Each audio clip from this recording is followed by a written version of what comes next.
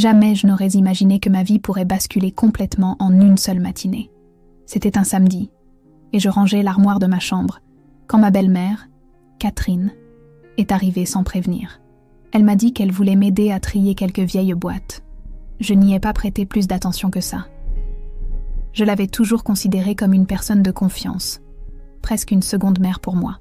Mais ce matin-là, alors qu'elle écartait une pile de couvertures, elle s'est figée, les yeux écarquillés, affichant un mélange d'incrédulité et de convoitise que je ne lui avais jamais vu.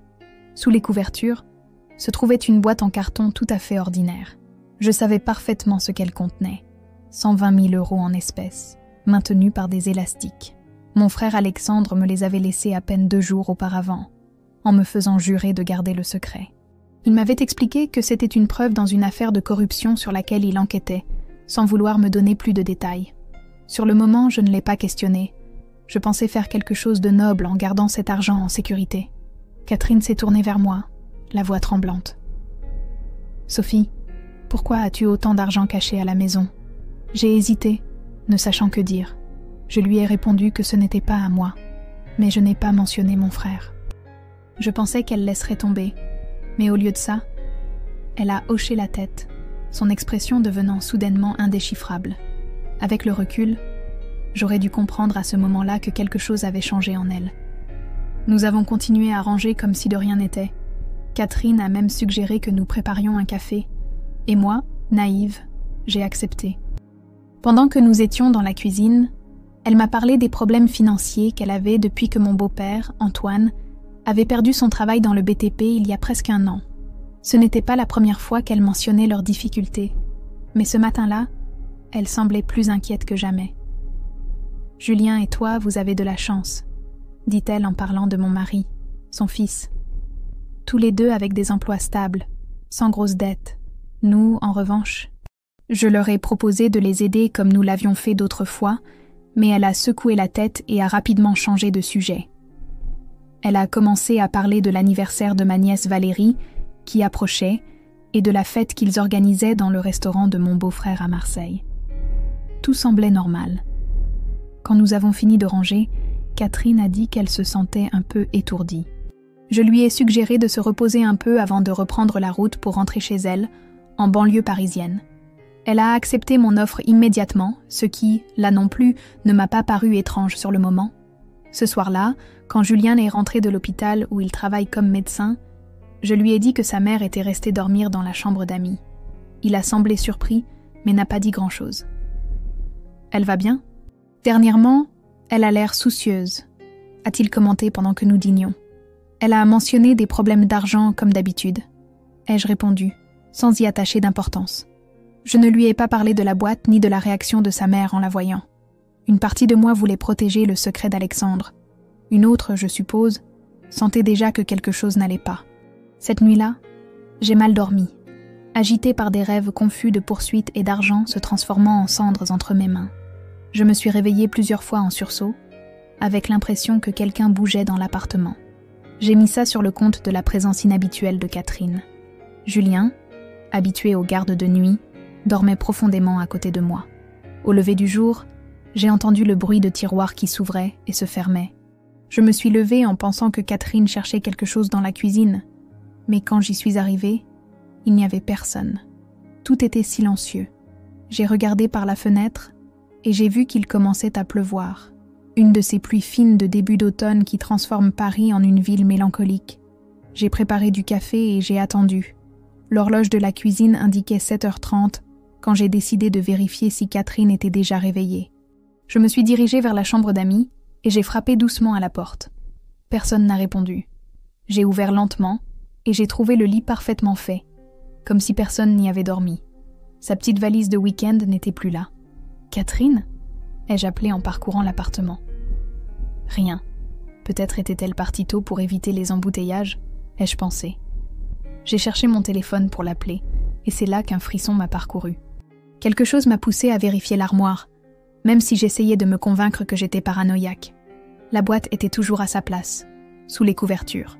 J'ai respiré, soulagée. Mais quand je l'ai ouverte, un vide s'est aussi creusé dans mon estomac.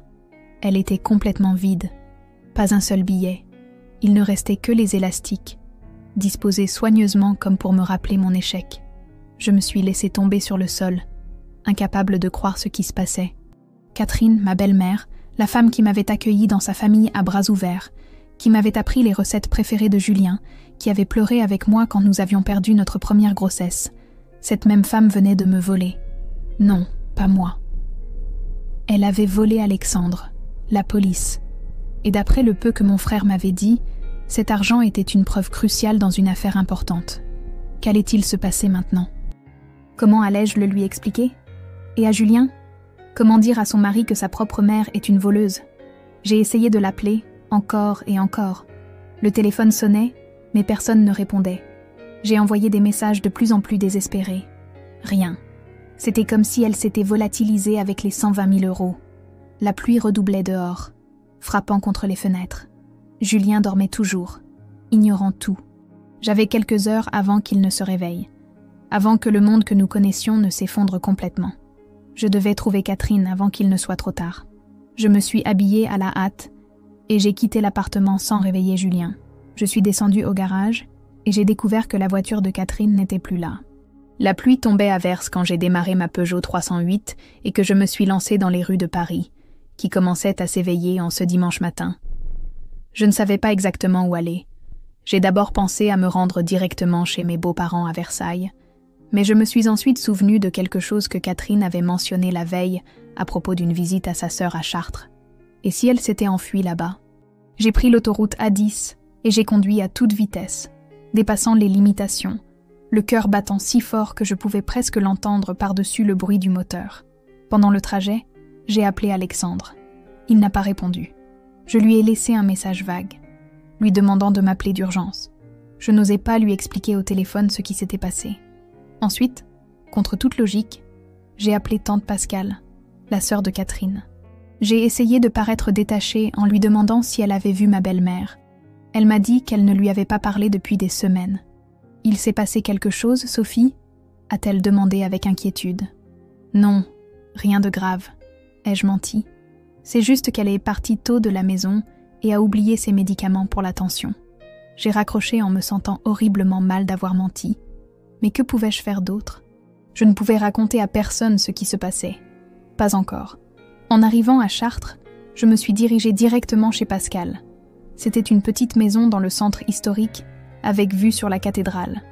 Quand je suis arrivée, Pascal m'a accueillie en peignoir, surprise par ma visite inattendue. « Sophie, qu'est-ce que tu fais ici si tôt? Tu es trempée. » Ce n'est qu'à ce moment-là que j'ai réalisé que j'avais oublié de prendre un parapluie et que j'étais complètement mouillée.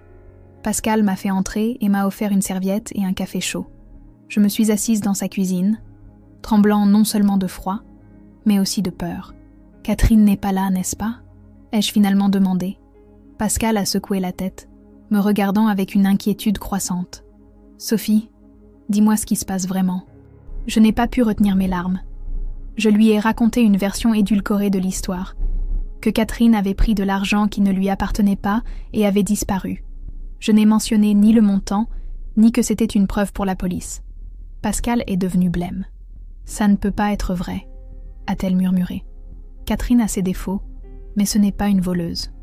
Mais son expression me disait qu'elle n'en était pas complètement sûre. Elle m'a raconté que Catherine avait été très angoissée dernièrement, qu'Antoine et elle avaient des dettes bien plus importantes que ce qu'ils admettaient devant la famille. Il y a quelques mois, Catherine m'a demandé de lui prêter de l'argent, a avoué Pascal. Une somme importante. Je n'ai pas pu l'aider autant qu'elle en avait besoin, mais je lui ai donné mes économies. Elle m'a dit que c'était pour payer une opération d'Antoine, mais il n'a jamais été malade. Un frisson m'a parcouru le dos. Dans quoi Catherine était-elle mêlée? À qui devait-elle de l'argent? Pendant que nous parlions, mon téléphone a sonné. C'était Julien. J'ai pris une grande inspiration avant de répondre. « Sophie, où es-tu » Je me suis réveillée et il n'y avait personne. Ma mère n'est pas là non plus. « Je suis à Chartres, chez ta tante Pascale. » ai-je répondu, sentant ma voix trembler. « À Chartres? Qu'est-ce que tu fais là-bas » Je ne pouvais plus mentir. Pas à lui. « Julien, il s'est passé quelque chose de grave. Ta mère, elle a pris quelque chose qui ne lui appartenait pas et elle a disparu. J'essaie de la retrouver. » Il y a eu un si long silence que j'ai cru que l'appel avait été coupé. Qu'est-ce qu'elle a pris exactement ? A-t-il finalement demandé, sa voix froide et maîtrisée. De l'argent. Beaucoup d'argent que mon frère m'avait laissé à garder. Pourquoi avais-tu de l'argent d'Alexandre ?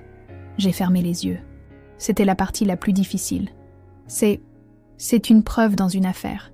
Alexandre m'a demandé de le garder quelques jours. Une preuve ? Tu es en train de dire que ma mère a volé de l'argent à la police ? L'incrédulité dans sa voix m'a fait mal physiquement. Julien, je t'expliquerai tout quand je rentrerai. Maintenant, je dois retrouver ta mère avant qu'il ne soit trop tard. Trop tard pourquoi, Sophie ? Qu'est-ce que tu ne me dis pas ? Je n'ai pas su quoi répondre. À ce moment-là, mon téléphone a signalé un autre appel entrant. C'était Alexandre. Je dois raccrocher. Je t'appelle dès que je peux. J'ai basculé sur l'appel de mon frère, le cœur sur le point de sortir de ma poitrine. Alexandre, Où est l'argent, Sophie ? A-t-il interrompu. Sa voix était étrangement calme, ce qui m'a effrayée plus que s'il avait crié. Catherine l'a pris, ai-je avoué, les mots me brûlant la gorge. Ma belle-mère l'a trouvé hier, et ce matin, elle a disparu avec. Le silence qui a suivi était terrifiant. Quand Alexandre a repris la parole, sa voix avait changé.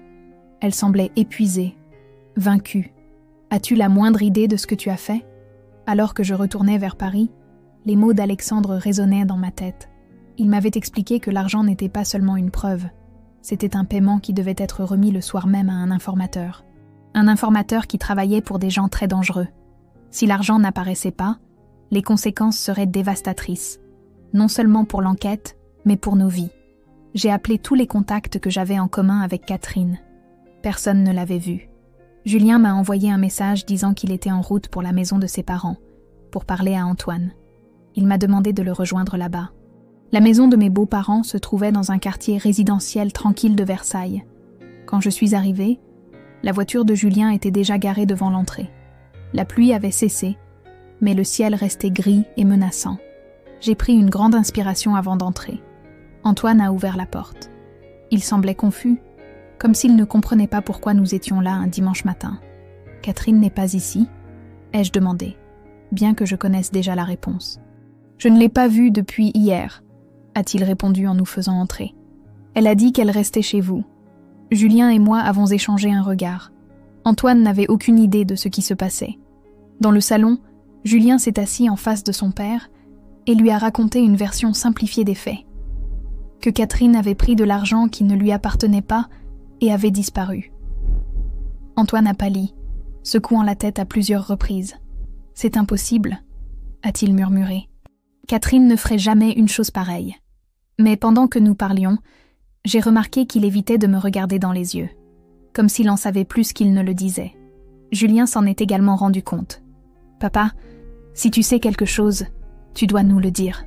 C'est très grave. » Antoine s'est passé une main sur le visage, soudainement vieilli. « Il y a quelques mois, a-t-il commencé, Catherine a commencé à jouer sur un casino en ligne.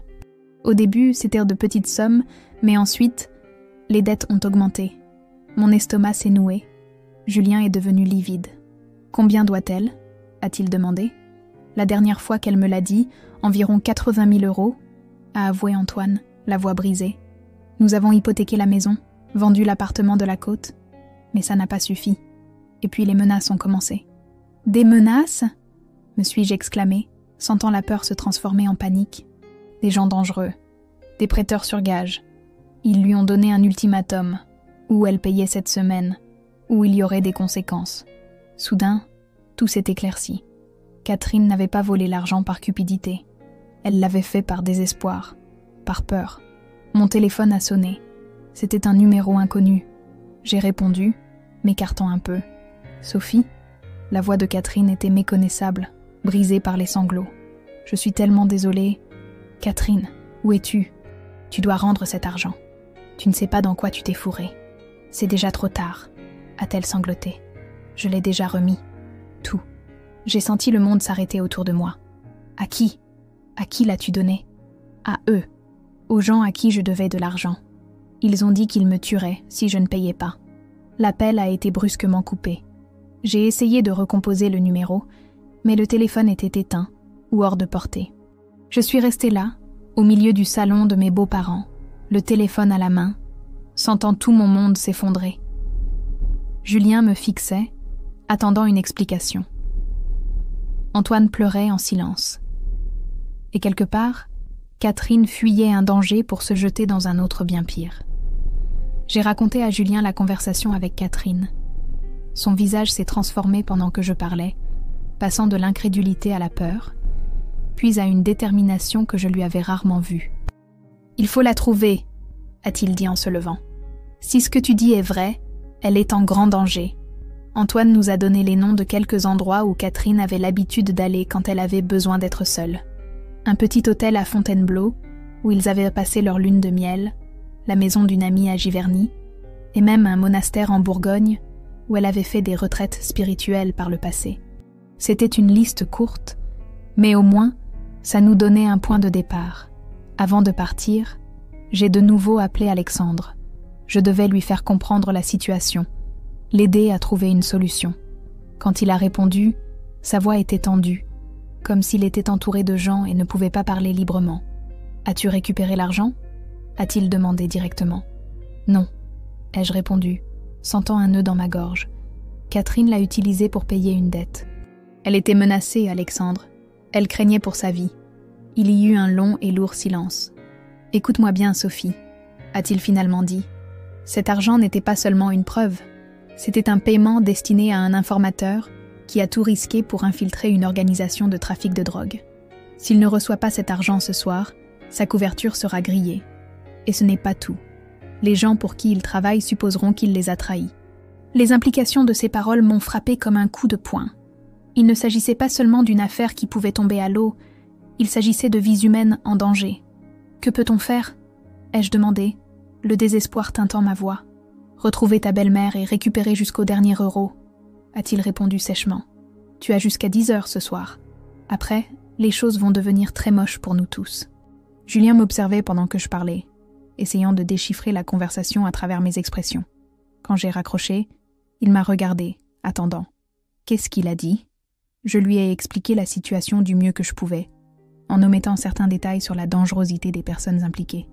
Malgré cela, Julien a compris la gravité de l'affaire. « On a besoin d'aide », a-t-il dit en sortant son téléphone. « Je vais appeler Michel. » Michel était son meilleur ami depuis l'université, et il travaillait maintenant comme inspecteur de police à Paris. Mon cœur a fait un bond. « Non, on ne peut pas impliquer la police », me suis-je exclamé en lui arrachant le téléphone. Alexandre m'a prévenu que ça devait rester secret. C'est une affaire très délicate. Julien m'a regardé comme s'il ne me reconnaissait pas. Ma mère est en danger, Sophie. Et d'après ce qu'il semble, nous aussi. Et tu me demandes de ne pas chercher d'aide ? Je te demande de me faire confiance, ai-je supplié. Si nous alertons la police officiellement, nous pourrions mettre en péril l'opération d'infiltration d'Alexandre et la vie de son informateur. Antoine nous observait, pâle et confus. De quoi parlez-vous ? Que se passe-t-il vraiment ? Nous n'avons pas eu le temps de répondre. Mon téléphone a sonné à nouveau. C'était le même numéro inconnu qu'auparavant. Catherine. Sophie. Sa voix semblait plus calme maintenant, presque résignée. J'ai commis une terrible erreur. Catherine, dis-moi où tu es. On peut arranger ça ensemble. Non, on ne peut pas, a-t-elle répondu avec un soupir. Je viens de découvrir à qui appartenait vraiment cet argent. L'un d'eux me l'a dit quand il a vu que les billets avaient des marques spéciales. J'ai senti un frisson. Les billets étaient marqués. Bien sûr qu'ils l'étaient. C'était de l'argent qui allait être utilisé dans une opération de police. Catherine, écoute-moi bien, ai-je dit en essayant de garder mon calme. Ces gens sont extrêmement dangereux. Tu dois t'éloigner d'eux et nous dire où tu es. C'est trop tard pour ça, a-t-elle répondu. Ils m'ont donné un ultimatum. Soit je fais en sorte que la police les laisse tranquilles, soit Julien et toi en paierez les conséquences. Sa voix s'est brisée en mentionnant son fils. J'ai compris alors qu'elle était prise entre deux feux, essayant de nous protéger tout en essayant de se sauver elle-même. « Qui sont ces gens, Catherine ?» ai-je demandé, bien qu'au fond de moi, je n'étais pas sûre de vouloir connaître la réponse. « Ils se font appeler le clan Chevalier », a-t-elle répondu dans un murmure. « Ils contrôlent presque tout le trafic de drogue dans la banlieue sud de Paris. Et maintenant, ils savent que la police est sur leur dos. Et ils savent que c'est ton frère qui dirige l'enquête. » J'ai eu le souffle coupé. Le clan Chevalier. J'avais entendu parler d'eux aux informations. Un clan familial impliqué dans toutes sortes d'activités illégales. Et maintenant, à cause de notre négligence, il savait qu'il faisait l'objet d'une enquête. « Donne-moi un nom », ai-je dit, en cherchant un papier et un crayon. « J'ai besoin de savoir avec qui tu parles exactement. » Il y eut un silence, comme si Catherine hésitait. « Raoul », a-t-elle finalement dit. « Raoul Chevalier. C'est le fils cadet, mais il semble être celui qui prend les décisions. » J'ai noté le nom. Julien me regardait, tendu. « Où es-tu maintenant ?» ai-je insisté. « Dans un hôtel près de Roissy », a répondu Catherine. « Libis Styles, chambre 507. Mais ne viens pas, Sophie. C'est dangereux. »« On arrive », ai-je dit avec une fermeté que je ne ressentais pas. « Ne fais rien jusqu'à ce qu'on arrive. J'ai peur », a avoué Catherine, sa voix à peine audible. « J'ai essayé de régler mes problèmes et je n'ai réussi qu'à vous mettre tous en danger. On trouvera une solution, ai-je promis, sans avoir la moindre idée de comment tenir cette promesse. Quand j'ai raccroché, Julien prenait déjà les clés de la voiture. « Je viens avec vous », a dit Antoine en se levant avec difficulté. Le pauvre homme semblait avoir vieilli de 10 ans en quelques heures. « Non, papa », a répondu Julien avec douceur mais fermeté. « Reste ici au cas où maman essaierait de te recontacter. Et appelle-nous immédiatement si elle le fait. » Alors que nous nous dirigions vers la voiture, j'ai appelé Alexandre pour l'informer de la situation. Il n'a pas répondu. Je lui ai laissé un message détaillant tout ce que Catherine nous avait raconté, y compris le nom de Raoul Chevalier et l'emplacement de l'hôtel. Le trajet jusqu'à Roissy fut tendu et silencieux. Julien conduisait, les jointures blanchies par la pression sur le volant, tandis que je vérifiais compulsivement mon téléphone, attendant des nouvelles d'Alexandre ou de Catherine. Tout ça, c'est de ma faute, ai-je murmuré, brisant finalement le silence. Je n'aurais jamais dû accepter de garder cet argent. Julien m'a jeté un bref regard avant de reporter son attention sur la route. « Non, Sophie, la faute en revient à ma mère. C'est elle qui a pris une décision terrible. Elle était désespérée, ai-je répondu, ressentant une vague de compassion pour Catherine malgré tout. Elle essayait de vous protéger, toi et Antoine, en mettant en danger un policier infiltré et en ruinant potentiellement une opération contre des narcotrafiquants, a répliqué Julien avec amertume. Il n'y a aucune justification à cela. Je n'ai pas répondu. Je comprenais sa colère, sa confusion, sa peur. Je ressentais la même chose. Mais je comprenais aussi le désespoir qu'avait dû ressentir Catherine en voyant tant d'argent alors qu'elle était sur le point de tout perdre. En arrivant à l'hôtel, nous nous sommes garés et sommes entrés directement dans le hall. C'était un endroit moderne et fonctionnel, typique d'un hôtel d'aéroport. Je me suis approchée de la réception, inventant une excuse pour rendre visite à ma belle-mère qui séjournait là. Le réceptionniste, un jeune homme à l'air ennuyé, n'a même pas sourcillé quand je lui ai donné le numéro de la chambre. 5e étage, à droite, en sortant de l'ascenseur, a-t-il indiqué avec indifférence. Alors que nous montions dans l'ascenseur, Julien a sorti son téléphone. « Je vais appeler Michel », a-t-il dit, son ton indiquant clairement que cette fois, il n'accepterait pas de non. « Attends », ai-je demandé. « Parlons d'abord à ta mère. Comprenons bien ce qui se passe. » Quand nous sommes arrivés à la porte 507, mon cœur battait si fort que je pensais que Julien pouvait l'entendre. J'ai frappé doucement. « Catherine, c'est nous, Sophie et Julien. » Pas de réponse. J'ai frappé plus fort, mais le silence a persisté. Julien a échangé un regard avec moi puis a essayé de tourner la poignée. À notre grande surprise, la porte était ouverte. La chambre était vide et en parfait ordre, comme si personne ne l'avait occupée. Sur le lit, il y avait une enveloppe. Julien l'a ouverte avec des mains tremblantes. À l'intérieur, il y avait un bref mot écrit avec l'écriture inimitable de Catherine. « Je suis désolée. Je vais essayer de tout arranger. Ne me cherchez pas. Je vous aime. » Et à côté de la note, une clé de coffre-fort et un papier avec un numéro. 742. Nous nous sommes regardés, confus et effrayés. Qu'est-ce que cela signifiait? Où était Catherine? Et surtout, que comptait-elle faire pour tout arranger? Le téléphone de Julien a sonné, nous faisant sursauter. C'était Antoine. « Ils ont appelé à la maison », a-t-il dit, la voix tremblante. « Un homme. Il ne s'est pas identifié. Il a dit que Catherine est avec eux et qu'il espère que nous avons trouvé la clé. » J'ai regardé la clé dans la main de Julien, sentant un frisson me parcourir l'échine. Qu'est-ce qu'il a dit d'autre? a demandé Julien en mettant le haut-parleur. Que nous avons jusqu'à minuit pour livrer un certain Garnier. Que si nous ne le faisons pas, Catherine ne rentrera pas à la maison. Garnier, l'infiltré, l'informateur d'Alexandre. Le clan Chevalier le voulait en échange de Catherine. À ce moment-là, mon téléphone a sonné. C'était Alexandre. Enfin, j'ai répondu, le cœur dans la gorge. On a un énorme problème, ai-je dit sans préambule. Alexandre est arrivé à l'hôtel 21 minutes plus tard. Il était seul, le visage tendu et un regard que je ne lui avais jamais vu auparavant.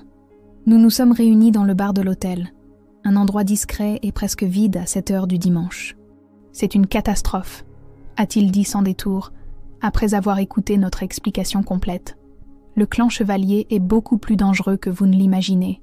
Ils sont dans notre radar depuis des années, mais nous n'avions jamais réussi à infiltrer quelqu'un d'aussi profondément que Garnier. « Qui est exactement ce Garnier ?»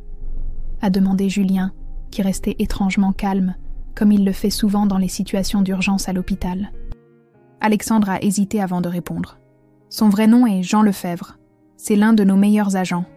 Il est infiltré dans l'organisation depuis 8 mois, gagnant peu à peu la confiance de Raoul Chevalier. Grâce à lui, nous étions sur le point de démanteler tout le réseau. Et maintenant, ils veulent l'échanger contre Catherine, ai-je murmuré, sentant le poids de la culpabilité. Alexandre a hoché la tête. Si nous livrons Garnier, ils le tueront. Si nous ne le livrons pas, il a laissé la phrase en suspens. Mais nous avons tous compris l'implication. Catherine en paierait le prix. Il doit y avoir une autre solution, a insisté Julien. Nous ne pouvons pas simplement choisir entre la vie de ma mère et celle de ton agent.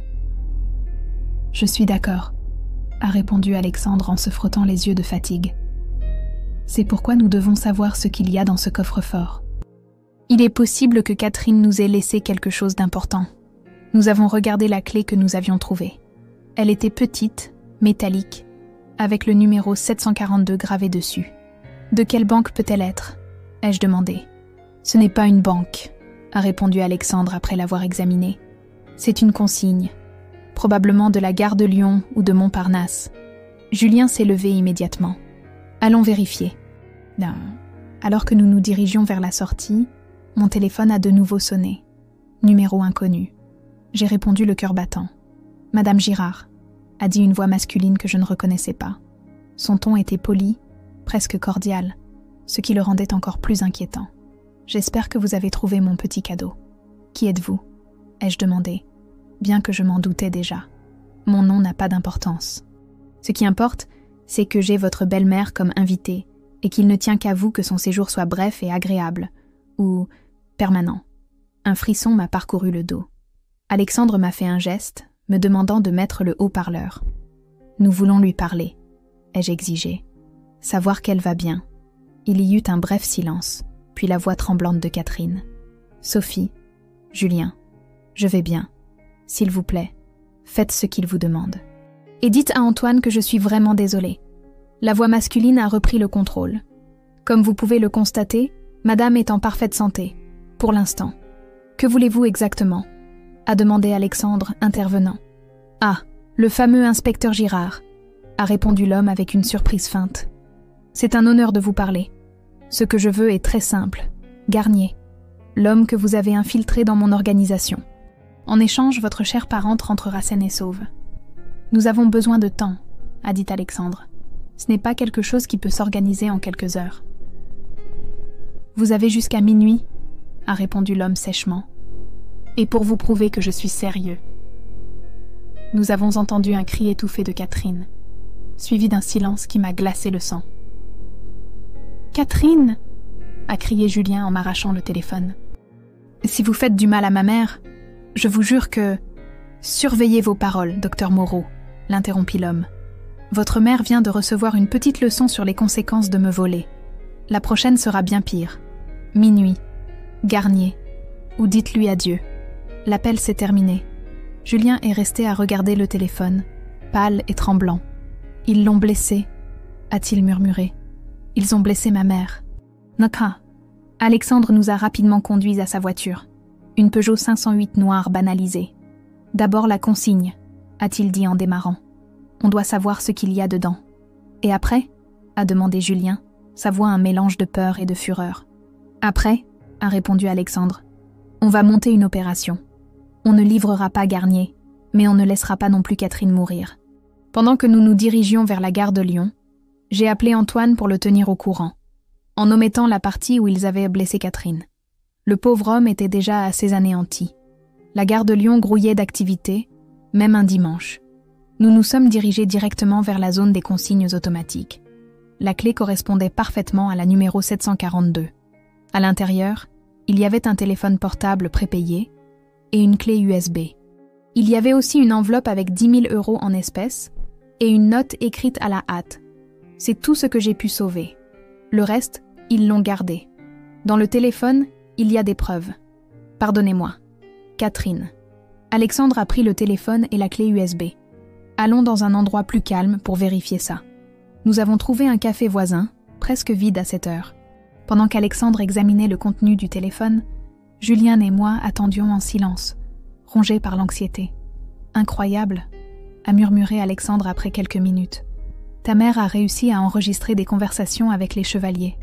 Et il y a des photos compromettantes de plusieurs d'entre eux, y compris Raoul. » « Comment a-t-elle pu faire ça ?» ai-je demandé, étonnée. « Le téléphone a une application d'enregistrement automatique, » a expliqué Alexandre. « Elle l'a probablement activée sans qu'il s'en rende compte. Et la clé USB, il y a des documents. On dirait que Catherine a réussi à accéder à une sorte de registre de leurs opérations. Ma mère a toujours été très observatrice, » a dit Julien avec un mélange de fierté et de tristesse. Elle travaille comme secrétaire dans un cabinet d'avocats. Elle est habituée à manipuler des documents confidentiels. Non, ça pourrait être crucial, a poursuivi Alexandre en examinant les fichiers. Avec ces preuves, nous pourrions monter une opération ce soir même. Mais il nous faut plus d'informations sur l'endroit où ils retiennent Catherine. Comme pour répondre à sa pensée, le téléphone que nous avions trouvé dans la consigne a vibré, signalant un message entrant. On l'a dans l'entrepôt de Saint-Denis. Viens seul, ou elle meurt. Une localisation exacte était jointe au message. « C'est un piège !» a dit Alexandre immédiatement. « Ils veulent que j'y aille seul pour me capturer aussi. »« Qu'est-ce qu'on fait alors ?» a demandé Julien désespéré. « On ne peut pas la laisser là-bas. » Alexandre est resté pensif quelques instants. Puis, il a pris une décision. « Je vais appeler mon supérieur, le commissaire Dubois. Avec ces preuves, nous pouvons obtenir l'autorisation pour une opération spéciale.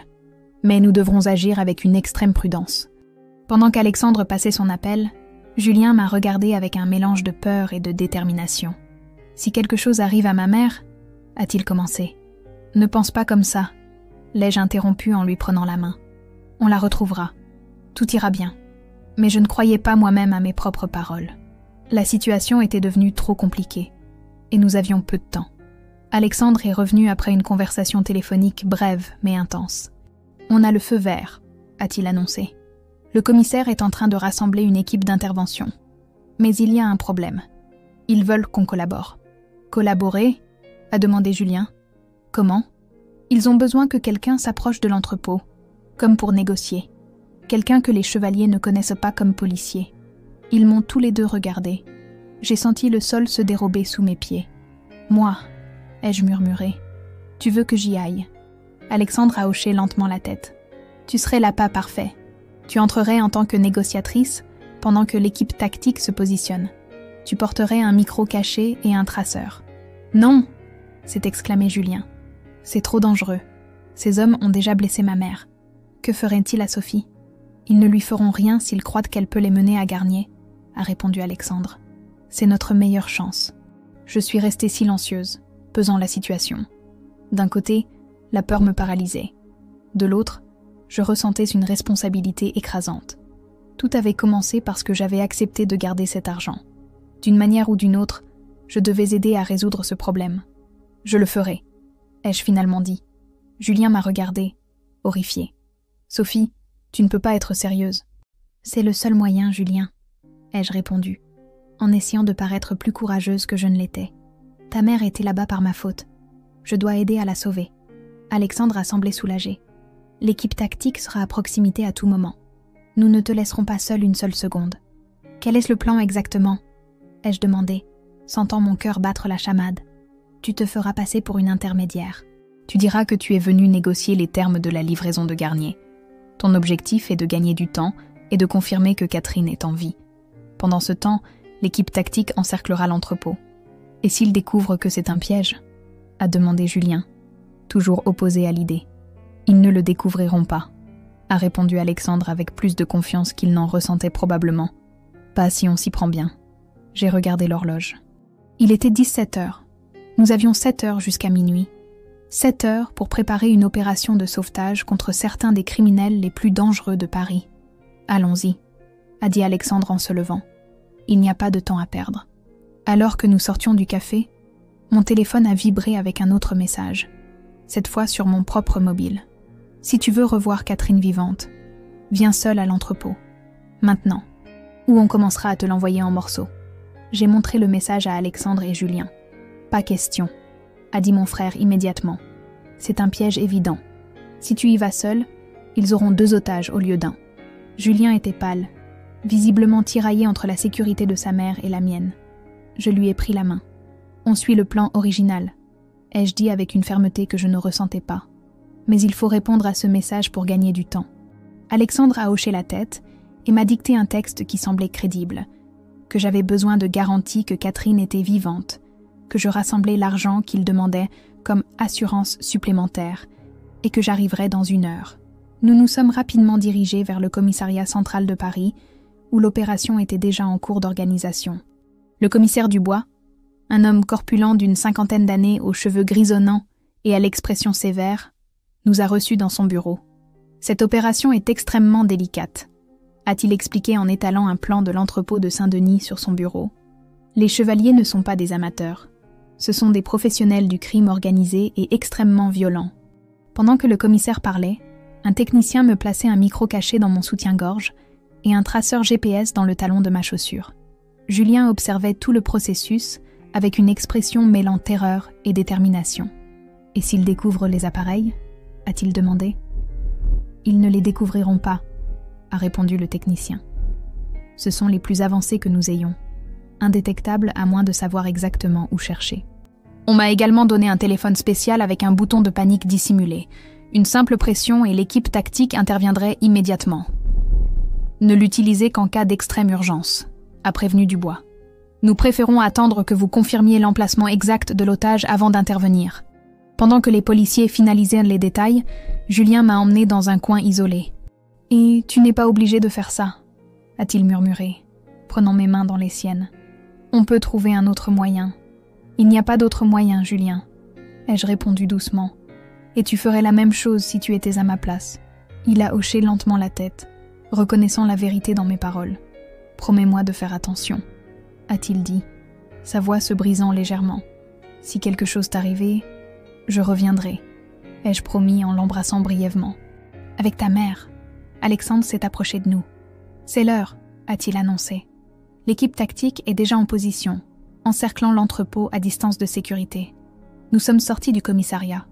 Selon le plan, je devais conduire ma propre voiture jusqu'à un point proche de l'entrepôt, puis marcher le reste du trajet pour montrer que j'étais seule et non armée.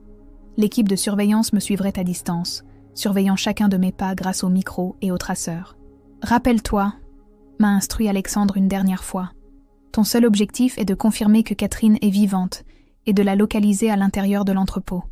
N'essaie pas de négocier réellement. Contente-toi de gagner du temps. » J'ai hoché la tête en déglutissant. La peur menaçait de me paralyser, mais je l'ai contenue en me concentrant sur chaque petite action. Démarrer la voiture, régler le rétroviseur, suivre les indications du GPS. L'entrepôt se trouvait dans une zone industrielle semi-abandonnée de Saint-Denis. À mesure que j'approchais, les rues devenaient plus désertes, les bâtiments plus délabrés. C'était le décor parfait pour une activité criminelle. Éloigné, isolé, avec de multiples voies de fuite. Je me suis garée à environ 2 pâtés de maison, comme on me l'avait indiqué. Avant de sortir de la voiture, j'ai respiré profondément plusieurs fois, essayant de calmer mon cœur emballé. « Tu peux le faire », me suis-je dit. Pour Catherine, pour Julien. J'ai marché sur le trottoir désert, sentant le poids de dizaines d'yeux invisibles suivant mes mouvements. L'équipe tactique était là, quelque part, à surveiller. Cela m'a apporté un certain réconfort. L'entrepôt était un bâtiment gris de 2 étages, avec des fenêtres sales et une porte métallique rouillée.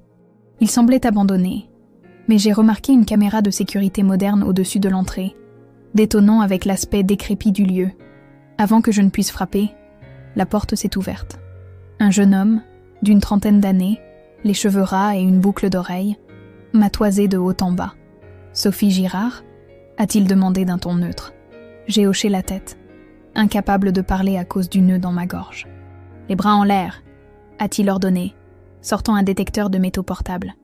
Il l'a passé sur tout mon corps, s'arrêtant un instant de trop sur ma poitrine et mes hanches. J'ai retenu ma respiration, craignant qu'il ne découvre le micro, mais il a finalement hoché la tête, satisfait. « Suis-moi ». L'intérieur de l'entrepôt était étonnamment propre et bien organisé. Il y avait des étagères métalliques avec des boîtes parfaitement alignées, un bureau vitré sur le côté et plusieurs portes menant à d'autres pièces. Cela ne ressemblait pas du tout à la planque d'un gang criminel. Il m'a conduite jusqu'au bureau, où un homme d'une 40aine d'années, élégamment vêtu d'un costume sombre, m'attendait assis derrière un bureau en métal.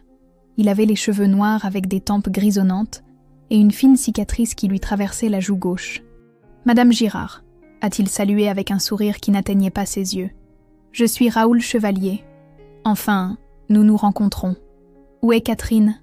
ai-je demandé directement, me surprenant moi-même par la fermeté de ma voix. « Droit au but, hein ?» a ri Chevalier. « J'aime ça. Votre belle-mère va bien, compte tenu des circonstances. Elle s'est avérée être une femme intéressante. Je veux la voir, ai-je insisté. Chevalier m'a étudié pendant quelques secondes, comme pour évaluer ma détermination. Puis, il a légèrement hoché la tête. « Michel, amène notre invité », a-t-il ordonné à l'homme qui m'avait fouillé. Pendant que nous attendions, Chevalier m'a indiqué de m'asseoir. Je suis restée debout. « Votre frère a causé beaucoup de problèmes à mon organisation », a-t-il commenté nonchalamment.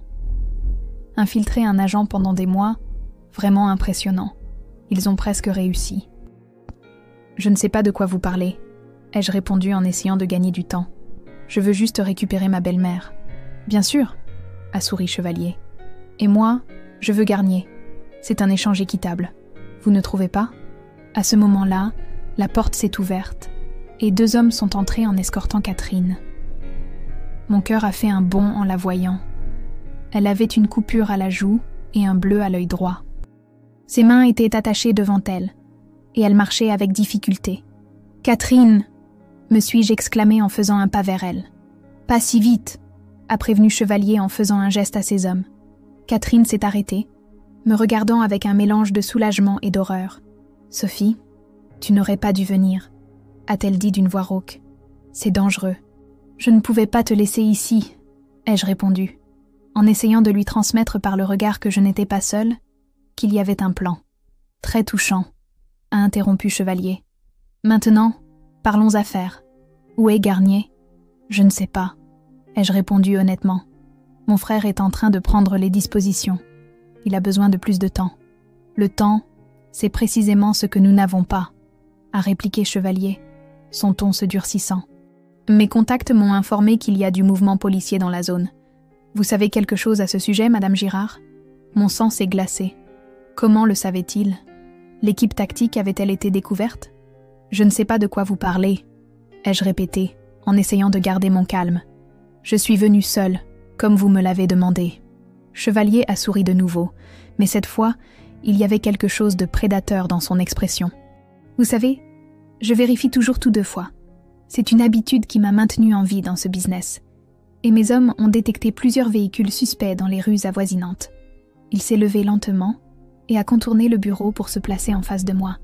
La question est donc, êtes-vous vraiment venu seul ou avez-vous amené de la compagnie ? Avant que je ne puisse répondre, l'un des hommes est entré précipitamment dans le bureau. « Chef, on a la confirmation. Il y a des équipes de police qui se positionnent autour du bâtiment. » Tout s'est passé très vite après ça. Chevalier a lâché un juron, a sorti un pistolet et l'a pointé sur moi. Catherine a crié. J'ai instinctivement appuyé sur le bouton de panique du téléphone. « Bougez !» a ordonné Chevalier à ses hommes. « Plan de secours. Emmenez les 2 femmes. » Ils m'ont agrippé fermement, m'entraînant avec Catherine vers une porte arrière. Dehors, une camionnette noire nous attendait. le moteur en marche. « Sophie !» ai-je entendu Catherine crier alors qu'on nous séparait. Elle a été poussée dans la camionnette, tandis qu'on me jetait dans une voiture sombre. Soudain, on a entendu des sirènes et des cris. « Police ! À terre !» Des coups de feu, la confusion. Je me suis jetée au sol, me couvrant la tête avec les bras. Quand j'ai relevé les yeux, la camionnette avec Catherine s'éloignait déjà à toute vitesse, tandis que les agents tactiques prenaient d'assaut l'entrepôt. L'opération avait commencé trop tôt. Alexandre est apparu à mes côtés, m'aidant à me relever. « Ça va ?» a-t-il demandé en m'examinant rapidement. « Ils l'ont emmené !» ai-je crié en désignant la camionnette qui disparaissait au loin. « Catherine est dans cette camionnette !» Sans perdre une seconde, Alexandre m'a conduite à une voiture de police et a ordonné au chauffeur de suivre le véhicule en fuite. Une poursuite à grande vitesse a commencé dans les rues de la banlieue parisienne, avec les sirènes hurlantes et mon cœur battant si fort que j'ai cru qu'il allait sortir de ma poitrine. La camionnette noire roulait de manière téméraire, grillant les feux rouges et frôlant les autres véhicules. Notre chauffeur, un jeune agent au visage déterminé, la suivait avec habileté, maintenant la distance suffisamment proche pour ne pas la perdre mais sans nous mettre en danger excessif. Ils ont pris la 86, a informé le chauffeur. Direction sud. Ils vont vers le sud de la région parisienne, a murmuré Alexandre. Immédiatement, il a commencé à parler à la radio, se coordonnant avec d'autres équipes pour mettre en place un barrage sur l'autoroute. La poursuite a continué pendant des minutes qui ont semblé une éternité. La camionnette zigzaguait dans la circulation, essayant de nous semer. À un moment donné, l'un de ses occupants a passé le bras par la fenêtre et a tiré vers nous. L'impact a brisé une partie du pare-brise, faisant jurer notre chauffeur qui a cependant gardé le contrôle. « Il tire !» ai-je crié inutilement, me baissant par réflexe. « Baisse-toi et ne bouge pas !» a ordonné Alexandre en dégainant sa propre arme. La camionnette a soudainement pris une sortie, quittant l'autoroute pour une zone industrielle similaire à celle que nous venions de quitter. La zone était pratiquement déserte un dimanche. « Ils sont coincés », a dit Alexandre. « Ils n'ont pas d'issue par là. » Mais nous nous trompions. La camionnette s'est arrêtée brusquement devant un immense hangar et ses occupants en sont sortis en courant, entraînant Catherine avec eux. Ils sont entrés dans le bâtiment juste au moment où notre voiture s'arrêtait à une 50aine de mètres. « Reste ici !» m'a ordonné Alexandre alors que lui et le chauffeur sortaient, armes au poing. Bien sûr, je n'ai pas obéi. Dès qu'ils ont disparu à l'intérieur du hangar, je suis sortie de la voiture et je les ai suivis, en gardant une distance prudente. Je ne pouvais pas rester assise pendant que la vie de Catherine ne tenait qu'à un fil. Le hangar était énorme et rempli de conteneurs de transport empilés, créant un labyrinthe de métal. Les lumières étaient éteintes. Seule une faible clarté filtrait par les fenêtres sales du toit. Je me suis faufilée entre les conteneurs, me guidant par les bruits. J'ai entendu des voix, des pas pressés, des ordres chuchotés. Et puis, le son immistakable d'un hélicoptère qui approchait. « Merde !» ai-je entendu Alexandre s'exclamer non loin de là. « Ils ont un hélicoptère qui les attend sur le toit. » Je me suis penchée prudemment, et j'ai vu mon frère et plusieurs autres agents accroupis derrière des conteneurs, pointant leurs armes vers une échelle métallique qui montait vers le toit. En haut, Chevalier et un autre homme tenaient Catherine, utilisant son corps comme bouclier alors qu'il reculait vers ce qui devait être une sortie sur le toit. « Lâchez-la !» a crié Alexandre. « Le bâtiment est encerclé. Vous n'avez aucune issue. Alors elle vient avec nous, » a répondu Chevalier. Une assurance vie, disons. Catherine a baissé les yeux, et pendant un instant, nos regards se sont croisés. J'ai vu dans ses yeux une résolution que je ne lui avais jamais remarquée auparavant. Et puis elle a fait quelque chose que personne n'attendait. Elle s'est laissée tomber au sol, entraînant avec elle les deux hommes qui la tenaient. Ils ont tous les trois dévalé l'échelle métallique, tombant avec fracas. Les agents ont profité du moment pour avancer. On a entendu des coups de feu, des cris. J'ai couru vers l'endroit où Catherine était tombée, ignorant le danger. Je l'ai trouvée allongée au pied de l'échelle, consciente mais visiblement blessée. « Sophie », a-t-elle murmuré en me voyant. « Je suis tellement désolée. »« Chut !» l'ai-je rassurée en m'agenouillant à côté d'elle. « Tout est fini. Tu vas t'en sortir. » Autour de nous, les agents avaient maîtrisé Chevalier et son complice. Le bruit de l'hélicoptère s'est intensifié, puis a commencé à s'éloigner. Ils avaient annulé l'extraction en voyant que l'opération avait échoué. Alexandre est arrivé en courant. « Elle va bien ?» a-t-il demandé en s'agenouillant à nos côtés. « Elle a besoin de soins médicaux, ai-je répondu. Mais elle est en vie. Catherine m'a serré faiblement la main. Julien, a-t-elle murmuré. Il est en sécurité, l'ai-je assuré. Il t'attend. Pendant que les secouristes arrivaient et emmenaient Catherine sur une civière, je suis restée aux côtés d'Alexandre, regardant Chevalier se faire menotter. C'est fini, a dit mon frère, en passant un bras sur mes épaules. On les a. Avec les informations que Catherine a obtenues et les déclarations que nous pourrons recueillir, on va démanteler toute l'organisation. J'ai hoché la tête, trop épuisée pour parler. L'adrénaline commençait à se dissiper, me laissant tremblante et exténuée. « Tu es très courageuse, Sophie », a ajouté Alexandre. Je ne l'oublierai jamais. J'ai regardé vers l'ambulance où l'on s'occupait de Catherine, et j'ai pensé que la véritable héroïne, c'était elle. Malgré son erreur initiale, elle avait risqué sa vie pour réparer les choses. Alors que nous nous dirigions vers l'hôpital, les sirènes se frayant un chemin dans le trafic dominical de la région parisienne, j'ai senti que quelque chose avait changé de manière irréversible dans ma vie. Rien ne serait plus jamais pareil après ce jour. Une semaine plus tard, Catherine était toujours à l'hôpital. Ses blessures physiques n'étaient pas graves. Un bras cassé, plusieurs côtes fêlées et de nombreux hématomes. Mais les médecins insistaient pour la garder en observation en raison du traumatisme psychologique. Julien, usant de ses contacts à l'hôpital, avait réussi à la faire transférer dans une chambre privée avec une surveillance policière à la porte. C'était un mardi après-midi quand je suis entrée dans sa chambre avec un bouquet d'œillets rouges, ses fleurs préférées. Catherine était assise près de la fenêtre, regardant les jardins de l'hôpital. Elle semblait avoir vieilli de 10 ans en une semaine. Ses cheveux, normalement teints et parfaitement coiffés, montraient des racines grises, et son visage, encore marqué par les coups, reflétait une profonde tristesse. « Comment te sens-tu aujourd'hui ?» ai-je demandé en plaçant les fleurs dans un vase près de son lit. Catherine m'a regardée avec un sourire fatigué. « Mieux, je suppose. Les médecins disent que la douleur physique va diminuer. » Je me suis assise en face d'elle, cherchant les mots justes. Nous avions parlé brièvement les jours précédents, mais toujours avec Julien ou Antoine présents, ou interrompus par des médecins et des infirmières.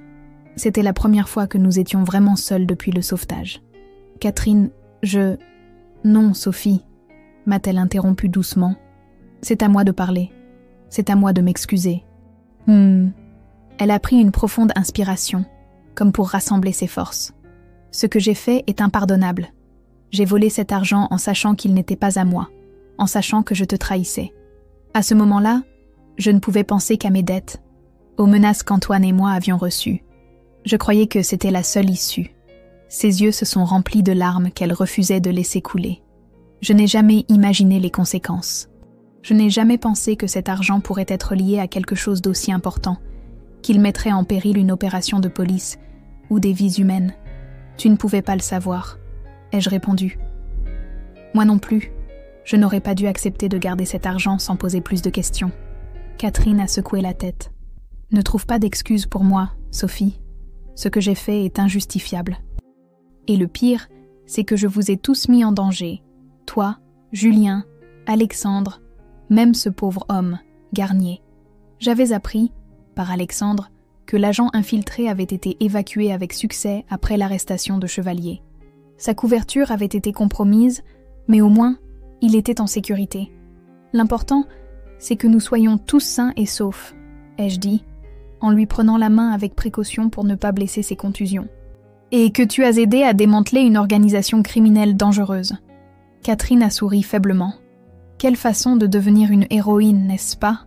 D'abord en gâchant tout, puis en essayant de réparer.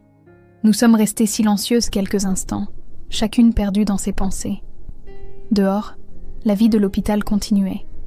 Des voix dans le couloir, le bruit d'un chariot de médicaments, un rire occasionnel. « Tu sais ce qui est le pire ?»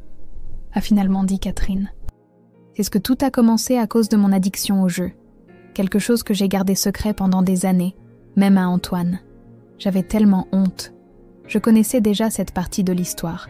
Julien et moi avions eu de longues conversations avec Antoine ces derniers jours. Il nous avait avoué qu'il soupçonnait Catherine d'avoir des problèmes de jeu, mais il n'avait jamais imaginé l'ampleur du problème. Quand il l'avait finalement découvert, les dettes étaient déjà astronomiques. « Tu vas recevoir de l'aide », l'ai-je assuré. Il existe d'excellents programmes de traitement pour la ludopathie. Et nous serons avec toi à chaque étape. Catherine a serré ma main, reconnaissante. Je ne mérite pas une famille comme ça. Bien sûr que si, ai-je répondu fermement. Nous commettons tous des erreurs. L'important, c'est d'apprendre d'elles. À ce moment-là, la porte s'est ouverte et Julien est entré, accompagné d'Alexandre. Mon frère rendait rarement visite à Catherine, plus par manque de temps que par rancune. L'opération contre les chevaliers se poursuivait, avec de nouvelles arrestations chaque jour grâce aux informations obtenues. « Bonsoir, mesdames », a salué Alexandre avec un sourire fatigué. Il avait des cernes marquées et semblait ne pas avoir bien dormi depuis des jours. « Des nouvelles ?» ai-je demandé, me référant implicitement à l'affaire. Alexandre a hoché la tête. « Beaucoup et la plupart sont bonnes. Nous avons arrêté presque toute la direction de l'organisation. Les preuves que Catherine a obtenues ont été cruciales. Catherine a baissé les yeux, mal à l'aise avec toute reconnaissance positive. « Et qu'est-ce qui va m'arriver ?» a-t-elle demandé à voix basse. « Pour mon cas, je veux dire. » C'était la question que nous avions tous évitée pendant des jours. Catherine avait commis plusieurs délits, vol, entrave à la justice. On pourrait même argumenter une complicité avec une organisation criminelle, bien que sous la contrainte. Alexandre s'est assis sur le bord du lit, adoptant un ton plus formel. « J'ai longuement parlé avec le procureur et mes supérieurs », a-t-il expliqué. « Compte tenu de ta collaboration ultérieure, du fait que tu as agi sous la menace et de la valeur des informations que tu as fournies, ils ont décidé de te proposer un accord. » Le soulagement sur le visage de Catherine fut immédiat, bien que mêlé de prudence. « Quel genre d'accord ?» a-t-elle demandé. « Une mise à l'épreuve de 5 ans, avec plusieurs conditions. Traitement obligatoire pour la ludopathie, travaux d'intérêt général et interdiction d'accès aux casinos et aux plateformes de jeux en ligne. Tu devras aussi témoigner contre les chevaliers lors du procès. »« Je n'irai pas en prison ?» a demandé Catherine, incrédule. « Non, si tu respectes toutes les conditions, » a confirmé Alexandre. « Mais ce sera un chemin difficile, Catherine. Toute infraction et l'accord sera annulé. » Les larmes que Catherine avait contenues ont finalement roulé sur ses joues. Julien s'est approché et l'a serrée dans ses bras avec précaution, en évitant de presser ses côtes abîmées. « Merci », a murmuré Catherine, en regardant Alexandre. « Je ne sais pas quoi dire. »« Ne me remercie pas », a répondu mon frère. « J'aurais été beaucoup moins indulgent. Remercie le procureur, qui a valorisé ton courage final plus que tes erreurs initiales. » Malgré son ton sévère, j'ai pu voir qu'Alexandre était aussi soulagé. Après tout, Catherine faisait partie de la famille, et personne ne voulait la voir en prison. Quand Alexandre et Julien sont sortis pour parler au médecin de la sortie de l'hôpital, je suis restée de nouveau seule avec Catherine. « Ça va être difficile », a-t-elle dit en séchant ses larmes. « Reconstruire tout, la confiance, mon mariage, ma relation avec Julien, ce le sera, ai-je admis. Mais tu ne seras pas seule. » Catherine m'a regardée avec intensité. « Pourras-tu me pardonner un jour, Sophie ? J'ai trahi ta confiance de la pire manière possible. » J'ai réfléchi à sa question pendant quelques secondes. Le pardon n'était pas quelque chose de simple, pas quand les conséquences avaient été si graves et le danger si réel. Mais je ne pouvais pas non plus nier que Catherine avait risqué sa vie pour réparer son erreur. « Je t'ai déjà pardonné », ai-je finalement répondu. « Mais reconstruire la confiance prendra du temps. » Elle a hoché la tête, acceptant mes paroles avec humilité. « Il y a autre chose que je veux te dire », a-t-elle poursuivi. « Quelque chose que j'ai découvert en étant captive. » Je l'ai regardée avec curiosité. « Quand tu crois que tu peux mourir à tout moment, tes priorités s'éclaircissent d'un coup, » a-t-elle expliqué. Pendant que j'étais dans cet entrepôt, pensant que je ne reverrais plus jamais Antoine, ou Julien, ou toi, j'ai compris ce qui compte vraiment dans la vie. Et ce n'est pas l'argent, ni les paris, ni les apparences qui m'ont tant préoccupée. Et qu'est-ce que c'est ? Ai-je demandé doucement. La famille, a-t-elle répondu simplement. L'amour, l'intégrité, toutes ces choses que je tenais pour acquises et que j'ai ensuite trahies. Sa voix s'est légèrement brisée. Je ne peux pas changer ce que j'ai fait, mais je peux te promettre que je serai une personne différente à partir de maintenant. Si vous me donnez une chance, je lui ai de nouveau pris la main, sentant la fragilité de ses doigts entre les miens. Tu l'auras, ai-je assuré. Tout le monde mérite une seconde chance. 3 jours plus tard, Catherine est sortie de l'hôpital. Antoine l'attendait avec un mélange d'anxiété et de soulagement.